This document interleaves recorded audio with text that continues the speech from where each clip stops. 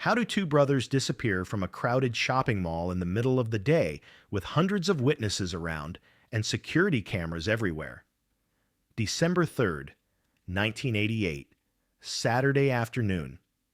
7-year-old Danny and 9-year-old Marcus Thompson were shopping with their mother at Riverside Mall in New Jersey.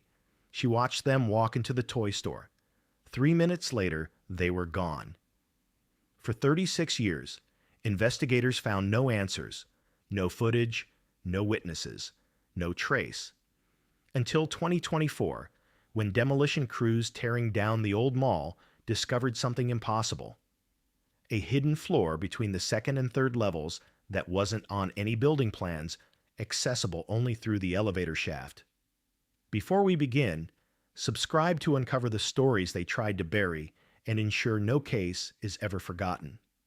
Riverside Mall was the largest shopping center in Middlesex County, New Jersey. Built in 1978, it was a massive 3-story structure. Inside were over 150 stores, a cinema complex, food court area, and playground for children. The mall was an example of modern architecture with open atriums, marble floors, and glass elevators. In the 1980s, America was in its golden age, and Riverside Mall was a symbol of that era. Weekends were especially crowded. Thousands of families would come here to shop, eat, and spend time together. December 3rd, 1988, Saturday. The Christmas shopping season had begun. Riverside Mall was more crowded than ever. Stores were decorated with Christmas ornaments, display windows sparkled, Christmas songs played in the air.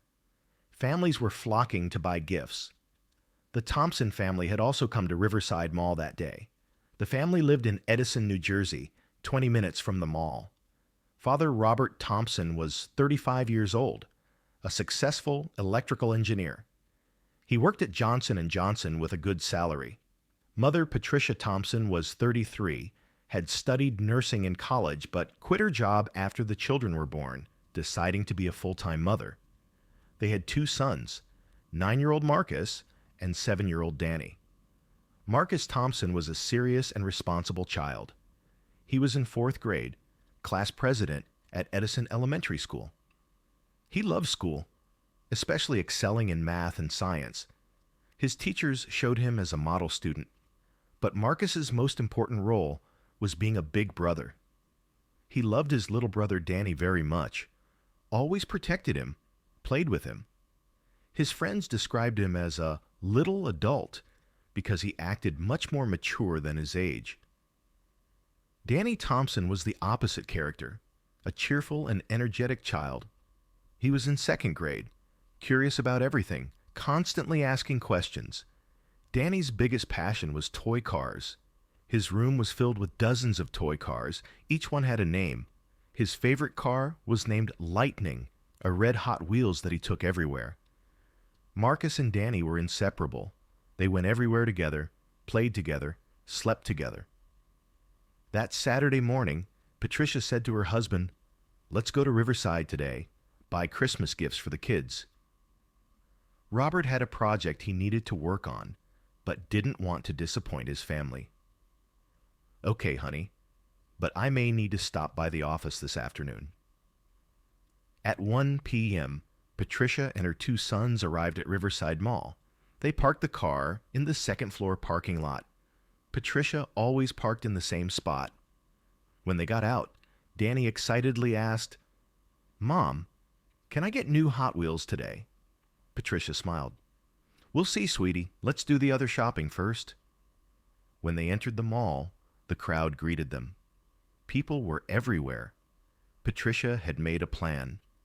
First, they'd go to Gap to look at shirts for Robert, then look at clothes for the kids, then go to Kiddie World toy store, and finally eat lunch at the food court.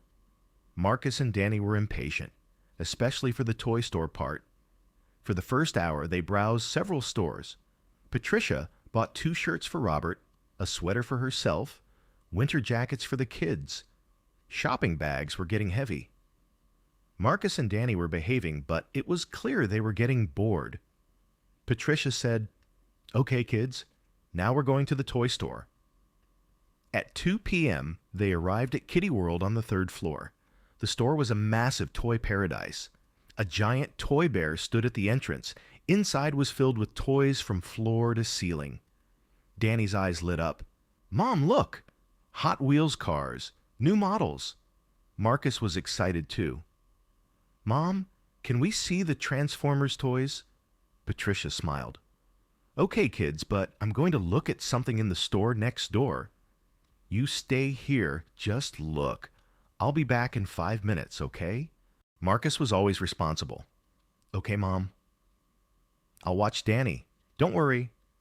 Patricia left the store and went to the Gap store next door. The two stores were side by side, separated only by a glass wall. Patricia could easily see her children through the toy store window. Marcus was looking at action figures, Danny at Hot Wheels cars. Everything was normal. At 2:15 p.m., Patricia went to the men's clothing section. She liked a blue shirt, checked the fabric, looked at the price tag. She looked up through the window at the toy store. Marcus and Danny were still looking at toys. Patricia smiled. At 2:16 p.m., Patricia took the shirt and walked to the checkout. There was a line, 2 customers ahead of her. She waited patiently. When her turn came, she told the cashier, "I'm buying this shirt." Patricia swiped her card. The transaction took a total of 2 minutes. Patricia took the bag, thanked her, and returned to the toy store. But when she entered the store, something was wrong. She couldn't see Marcus and Danny. At first, she didn't worry. "Marcus! Danny!" she called, her voice cheerful. No answer. Patricia continued smiling, walked into the store. "Marcus, Danny, where are you?"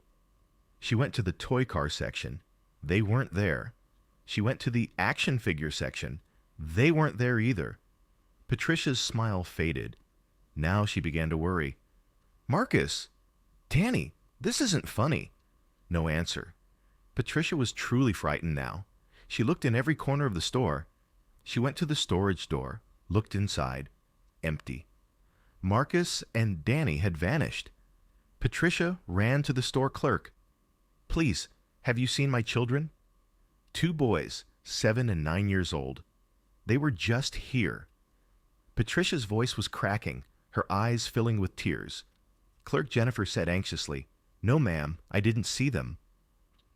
At 2:20 p.m., store manager Michael Stern arrived. Patricia explained the situation. Michael tried to stay calm. "Okay, ma'am, don't panic. We'll find them." The store was small, only 800 square feet, 1 entrance, nowhere to hide. Michael called to all staff. 3 employees checked every corner. It took 10 minutes. Result, the children were not in the store. Michael called security. "We have an emergency here. 2 children missing at Kiddie World."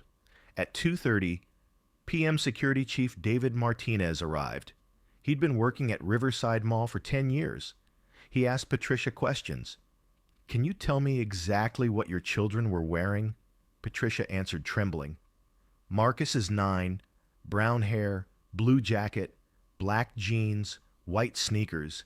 Danny is 7, blonde hair, red sweatshirt with Superman logo, blue jeans, white shoes." David gave orders to all security personnel over the radio. Riverside Mall's 6 exits were immediately closed. 2 security guards were stationed at each exit. A total of 12 security guards spread out to every floor. At 2:45 p.m., Patricia called her husband, Robert, trembling. "Robert, the kids are missing. We're at Riverside Mall. Marcus and Danny are missing. Robert, please come." Robert almost dropped the phone. "What? How can they be missing?" "They were in the toy store. I went to the next store. Just 2 minutes. When I came back, they were gone." "Robert, I'm scared." Robert jumped up. "I'm coming. I'm coming right now." At 3 p.m., police were called. Officer Linda Foster and her partner Kevin Park arrived. Linda listened to the situation and worried. 2 children disappear in a closed mall?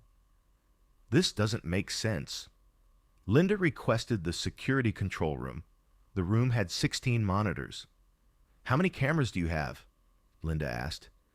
Total of 16 cameras, 4 on each floor. I want to see recordings between 2 and 2:20 p.m. Security technician Gary Wilson rewound the recordings. At 2:13 p.m., Patricia and her 2 sons were approaching Kiddie World. They entered the store. At 2:15 p.m., Patricia came out alone. At 2:16 p.m., something strange happened. The camera image went dark for a moment, static. The blackout lasted only 2 seconds. Linda asked, "What was that?" Gary was surprised. "I don't know. Could be a technical glitch." "Play the recording again." At 2:16:18, the image was normal. At 2:16:20, static. At 2:16:22, normal again. 2-second interruption. Linda said, "Check the other corridor cameras." Corridor cameras were examined. No children left Kiddie World.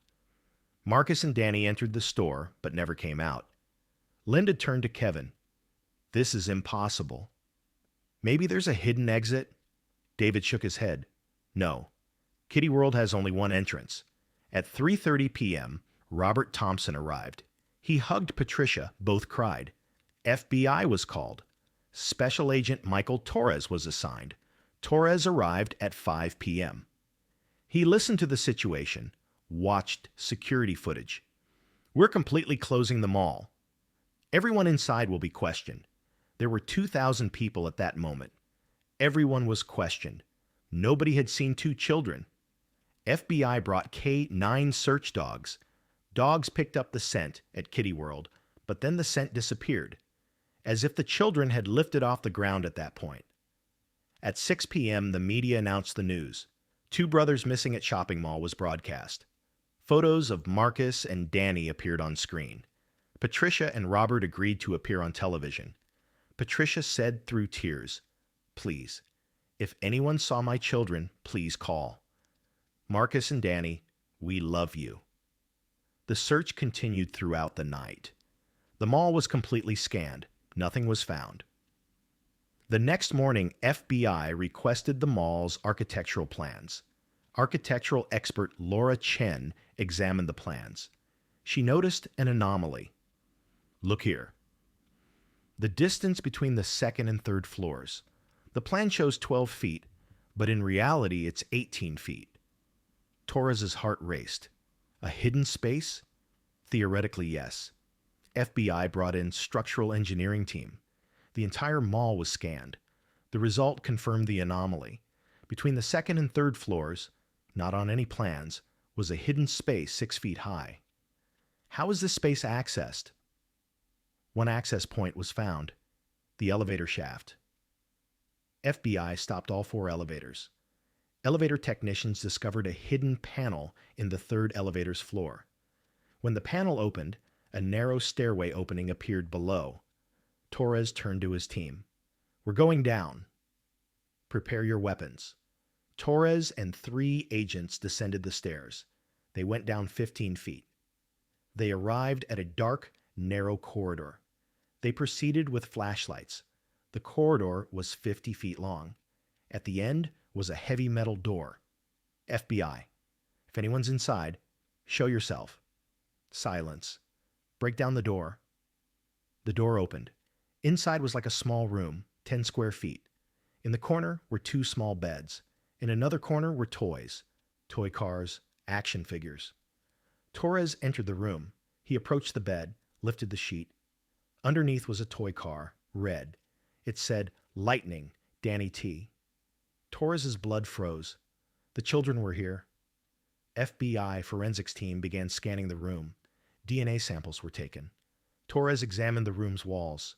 Messages carved in child's handwriting were there. Day 1. A man took us. It's dark here. Danny is scared. I'm scared too. Mom, Dad, find us. Day 3. The man brings food but doesn't talk. Danny is crying. I'm trying to calm him. Day 5. Danny is sick. He's coughing. It's very cold here. I told the man, please, my brother is sick, but he didn't listen. Day 7. Danny's condition is getting worse. He has a fever. I wish Mom were here. I'm only 9 years old. I don't know how to help. Day 10. Danny is very sick. He's not talking, just sleeping. I can't wake him. I beg the man, but he doesn't care. Day 12. Danny isn't breathing anymore. He's so cold. I lost my brother. This is my fault. I couldn't protect him. The writings ended there. The last sentence was incomplete. Danny is gone. Torres couldn't hold back tears. In the corner of the room, the concrete floor looked different. FBI team began digging. At 1 foot depth, they found plastic bags. Inside were the remains of Marcus and Danny. Autopsy reports came. Danny had died from acute pneumonia complications. Marcus from dehydration and starvation a few days after Danny. FBI began investigating the perpetrator. 1978 construction records were examined. Riverside Construction Company, owner Thomas Brennan. Thomas had died in 1990. The company's chief electrician, Roger Cole, was still alive. FBI raided Florida. Roger was interrogated. He initially denied, but collapsed when faced with evidence. Okay, I did it. But Thomas Brennan forced me. In 1978, he told me to build a hidden room. He threatened me. My wife was sick. I needed money. I was forced. FBI investigated Thomas Brennan's past. Arrested for child abuse in 1962. Served 2 years for child pornography in 1965. In 1978, he built the hidden room for himself. Thomas's house was searched. Photos and diaries were found in the basement. There were photos of Marcus and Danny. In his diary, he had written, December 3rd, 1988, found 2 brothers, Marcus and Danny. They were waiting in the toy store. Used the elevator system. Children fell. Nobody saw. Marcus tries to protect Danny. The brother bond is interesting. The Thompson family was told the truth. Patricia and Robert were called to the FBI office.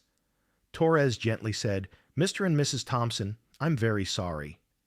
We found your sons, but they're not alive.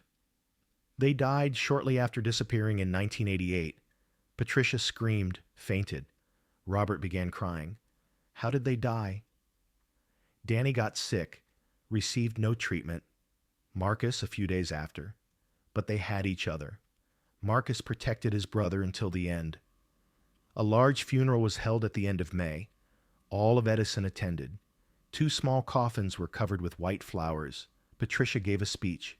Marcus and Danny, you were always together. You played together, laughed together, died together. Now you sleep together in peace. We miss you so much. Riverside Mall was completely demolished in June 2024. A memorial park was built in its place. A granite monument was erected. Marcus and Danny's names were carved on it. 2 brothers, together forever, never forgotten. The park was named Thompson Brothers Memorial Park. Every December 3rd, a memorial ceremony is held. Patricia Thompson died in 2020 from cancer and grief. She was depressed for the last 6 years. Her last words were, "Tell Marcus and Danny I love them." Robert Thompson is still alive but a broken man. He visits his sons' graves every day. He talks to them, tells them stories. This story shows us that even the safest looking places can hide dark secrets. In 1988, Riverside Mall was just a shopping center, but behind the walls a monster was hiding. Marcus and Danny Thompson were innocent victims, just 2 kids who wanted to look at toys. Marcus protected his brother until the end. He wrote in his diary, tried to comfort Danny, but he couldn't save him. The truth is, Marcus couldn't do anything. Thomas Brennan was powerful, ruthless, but Marcus's effort wasn't in vain. Danny took his last breath in his brother's arms, not alone. Today, FBI is investigating similar cases. How many hidden rooms are there? How many missing children? Society must be vigilant. Children must be protected. No forgotten story is truly forgotten. Marcus and Danny's story was hidden for 36 years, but it was finally found. The truth came out. Families found peace. Two brothers finally came home, together in peace.